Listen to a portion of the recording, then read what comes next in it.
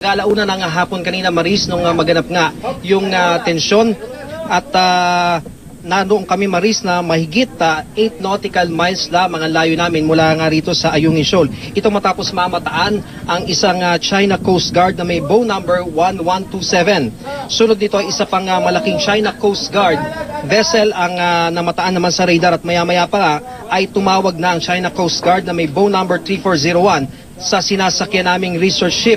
Nakapag-radyo ito sa pamamagitan ng distress channel tungo sa sinasakyan naming puting research ship ng Philippine Navy, pero may tatak ito ngayong BFAR.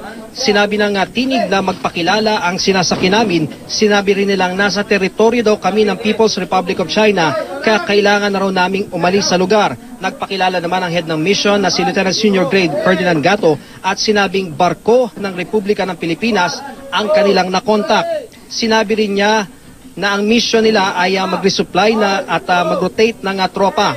At Maris, wala naman naging tugon doon ang Chinese Coast Guard. Nasa mahigit 6 knots lamang ang takbo ng aming sinasakyan, pero ang China Coast Guard 3401 na humahabol sa amin ay nasa 70 knots ang takbo patungo nga sa aming kinaroroonan. At maya-maya pa nga ay nasa harapan na namin na nasabing China Coast Guard at nag-cross ito direkta doon sa aming sinasakyan. Ilang beses na nag-blow ng horn ang China Coast Guard at isa pang beses na nag-cross sa aming distance o sa amin sa distansya na 70 yards lamang, kaya naman napakalapit talaga. Pero desididong makarating sa Ayungin Shoal ang kapitan ng barko na si Lieutenant Junior Grade Sherwin Bulahan.